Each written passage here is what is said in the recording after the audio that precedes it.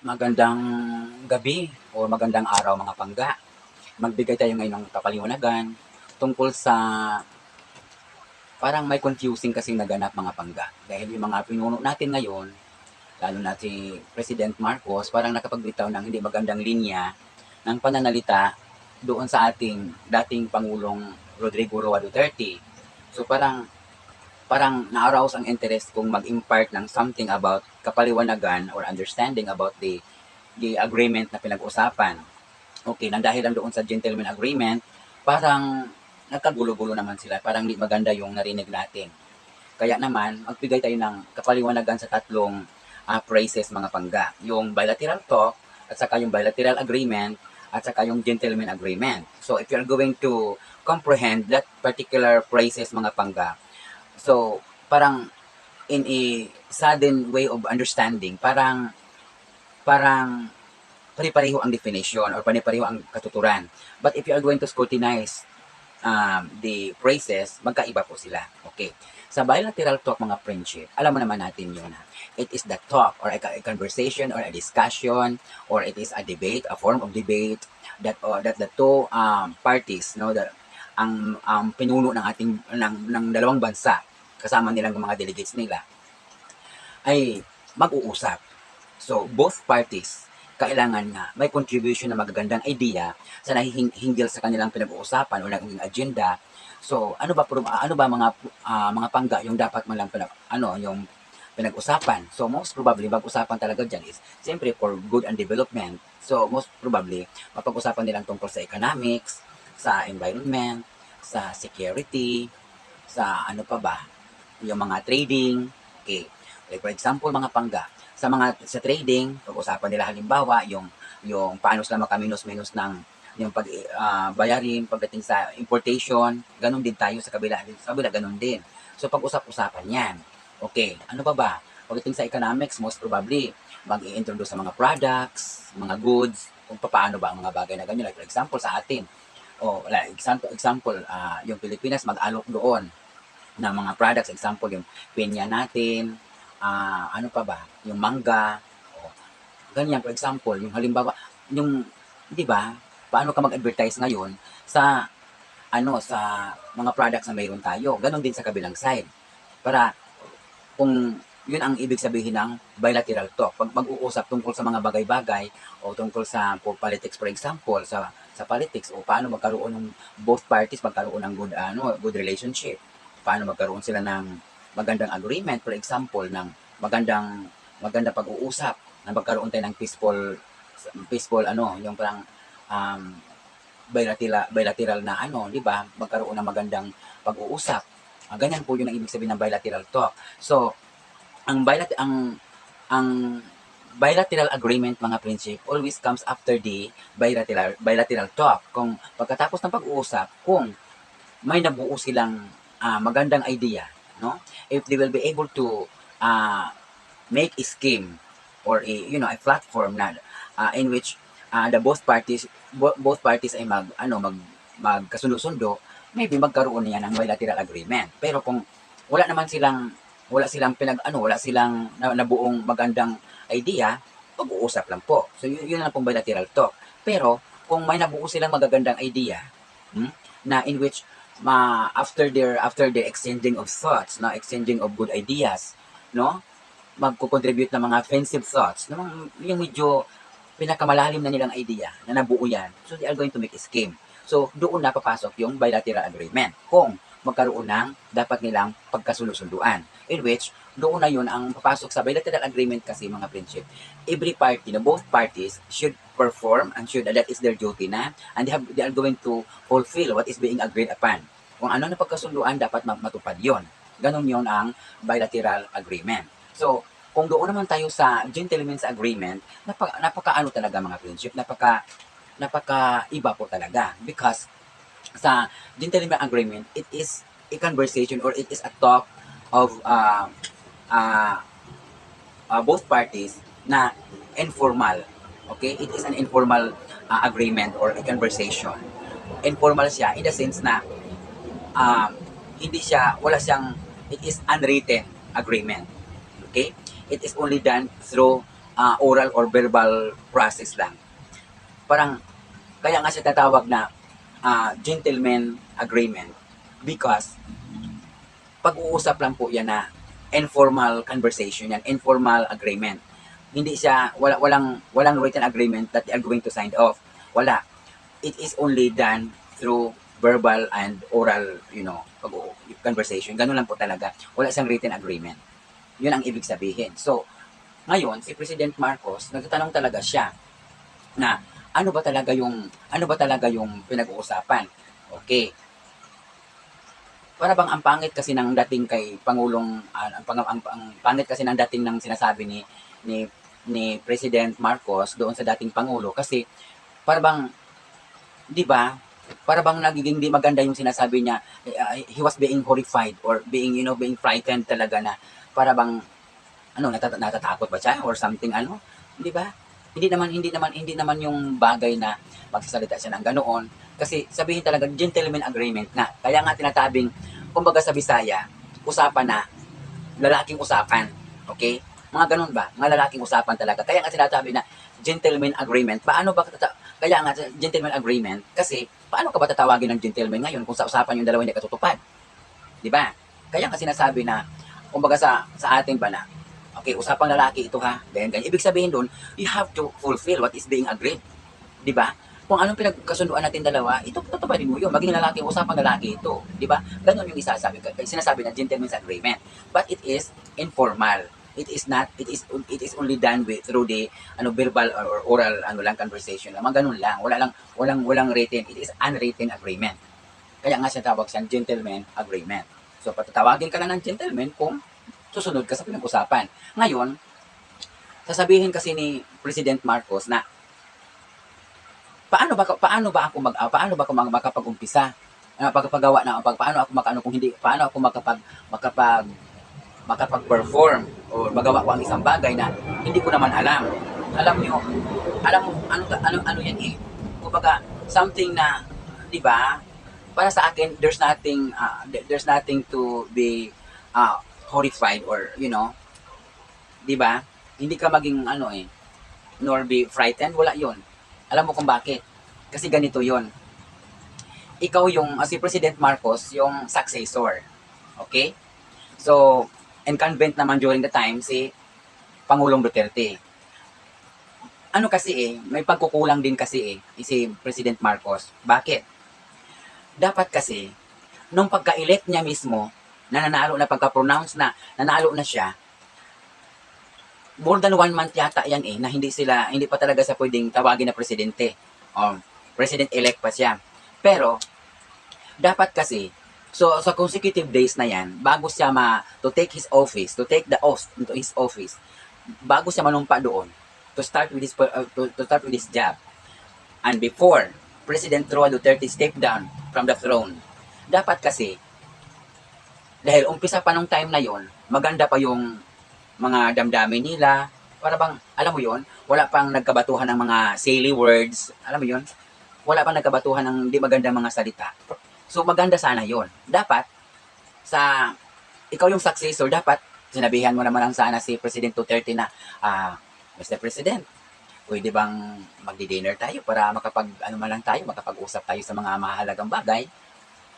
Ganon. So, pag nandoon na kayo sa table, while taking your dinner, pwede mo nang kausapin na, Mr. President, baka pwede ko namang malaman sa iyo kung ano yung, kasi alam mo naman ngayon, regarding lang naman sa ating management in our own country, walang problema. But because we have conflict towards the dispute waters, regarding, which I'm referring to the South China Sea, di ba?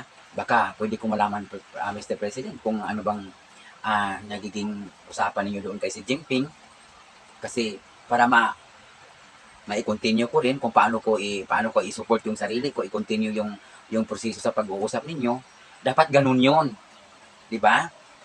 Transition ng mga everything diyan, dapat sinabay na yon, dapat ahid nga yun So bago ma-step down si Pangulong Duterte at bago ka uakyat doon, alam mo na. Okay? Dapat alam mo na ano dapat mong gawin because nakapag-invite ka na ni President Duterte kung anong dapat gagawin, kung anong pag-usapan niyo tungkol doon, ganyan. So dapat, possibly, na-i-discuss ang mga bagay-bagay. Okay, ngayon, ang pinag-usapan ng ano, gustong kasuhan si si former President Roa Duterte, gustong kasuhan ng iba dyan dahil dahil sa gentleman's agreement.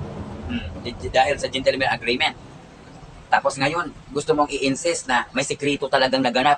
Wag ganoon, Mr. President, kasi hindi po maganda yung kung anong what is immediately comes into your mind, yun ang yung sabihin mo na pag sinasabing gentleman, it is a conversation. It is a conversation of the both parties, which is verbally, no? It is through the verbal process lang. Wala yung it is unwritten agreement. O, kumbaga gentleman, excuse me, usapang lalaki, kumbaga. Ngayon, sinabi na ni President Duterte kung ano ang pinag-uusapan. Kasi, di ba, sinasabi niya, naglahad siya ng opinion na, okay, kung hindi natin masabi, kung hindi natin ma-recall kung paano sinabi ni President Duterte sa English statement niya na, Mr. President, si Jinping, darating din ang panahon na magdidig kami sa sarili naming magdidig kami ng oil dyan sa sarili naming teritoryo. What was the answer of si Jinping?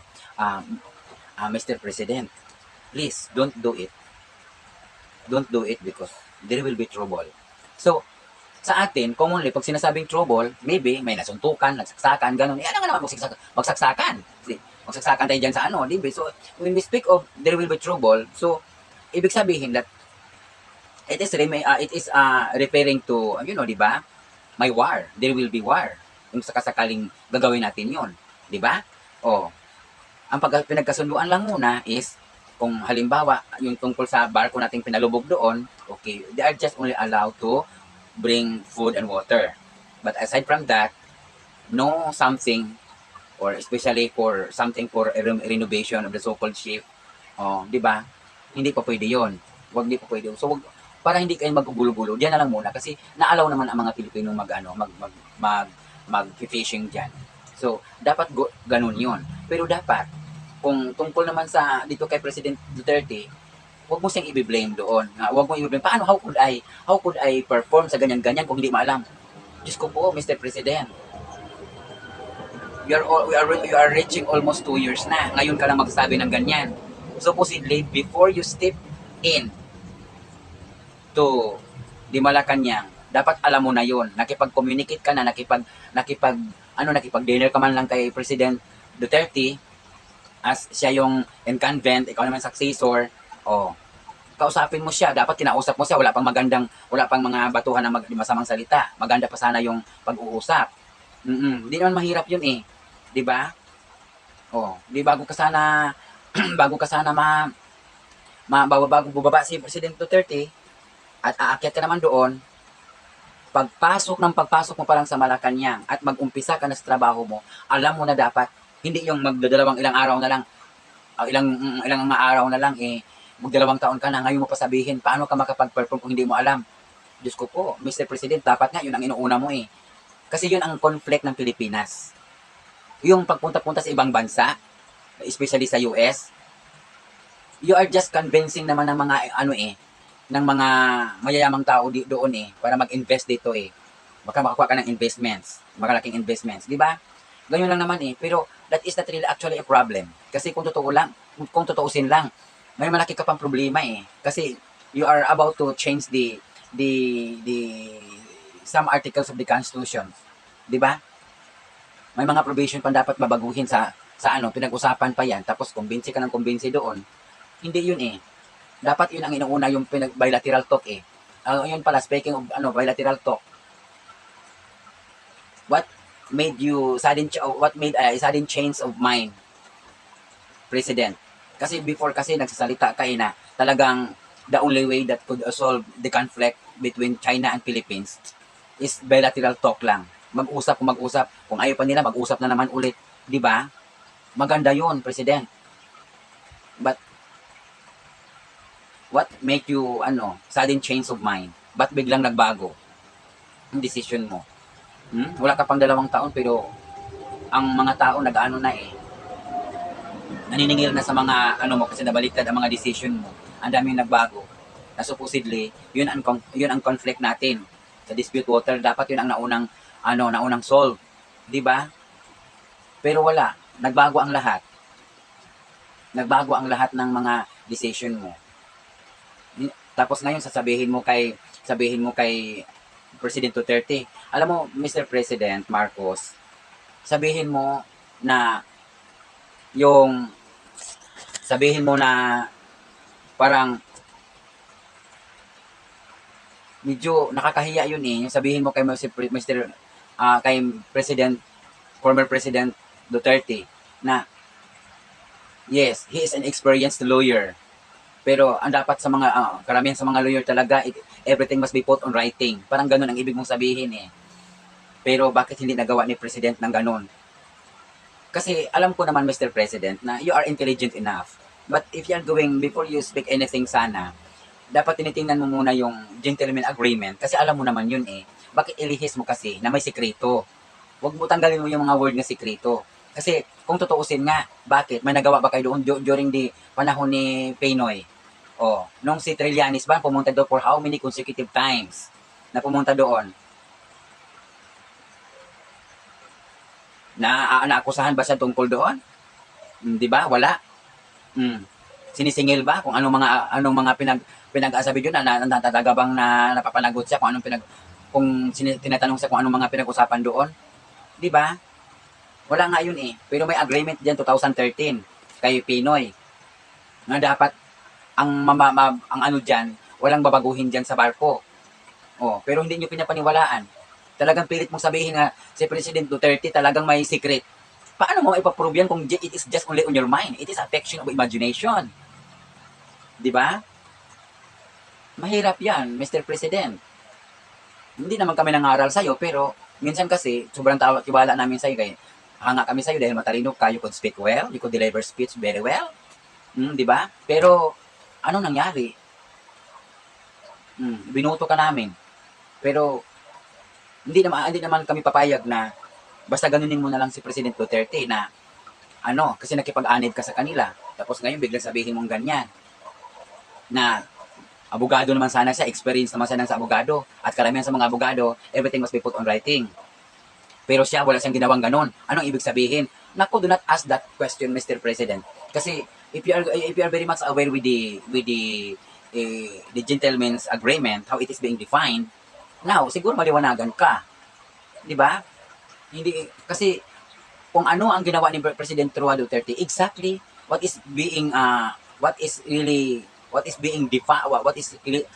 the definition of gentleman's agreement. Yun talaga ang ginagawa niya.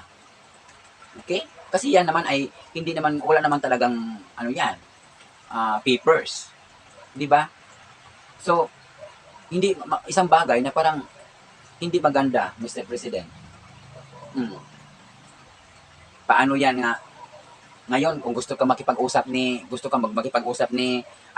willing ka makipag-usap ni President Duterte, well, that's good. Pero sa palagay mo ba, kung mag-usap kayong dalawa, it is very, uncomfortable because you have stated affront to Mr. Former President Roa Duterte, parang a little bit, di ba? Insultong konti yun kay President Duterte na parang nagmumukha siyang walang alam sa ginagawa niya. Di ba? Hindi maganda yun. Ngayon, kung gusto mong makipag-usap, para sa akin, it's too late. Bakit, Mr. President? Kung makipag-usap ka sana, dapat before ka na pasok sa Malacanang ulit.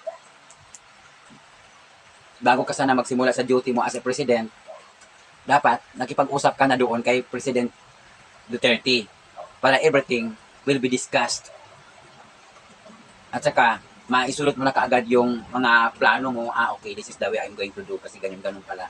O ngayon tuloy na magdadalawang taon ka na, at saka ka magsabi na, paano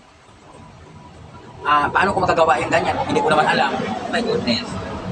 It's your duty to know about it. Dapat na tanong mo na yan dati kay President Roa Duterte. Ngayon tuloy, gusto mo na makipag-usap sa kanya. Well, in fact, alam nyo naman na talagang nabato ka na niya ng mga silly words, no? Mga indecent words na yung sa'yo, naputok sa'yo. Oo. Di ba? Tapos, ikaw naman, nakapagbitaw ka na rin ng hindi maganda sa kanya. Sa palagay mo ba, komportable pa kayo mag-usap? hindi na komportable, parang ano na, nagpa-plastikan na lang. Okay lang kung madalas sa plastik-plastikan, paano kung magkaroon ng negative emotion yung talagang pagdating doon, o mag-usap na kayo. So, something which is not good. Something is too late. Pero kung magkaroon ng panahon na magkausap kayong dalawa, well, that's good. Yun lang po. Ang masasabi ko ngayon tungkol sa paano ma-differentiate yung bilateral talks. Hindi ko naman pinangaral sa iyo yung mga president ha. Alam ko napakatalino mo. Is mga kaano ko lang yan sa mga kababayan ko lang yan na ano, medyo nahirapan din mag-unawa tungkol sa bilateral talk at saka paano papasok yung bilateral agreement at saka yung gentleman's agreement. Ano ibig sabihin doon?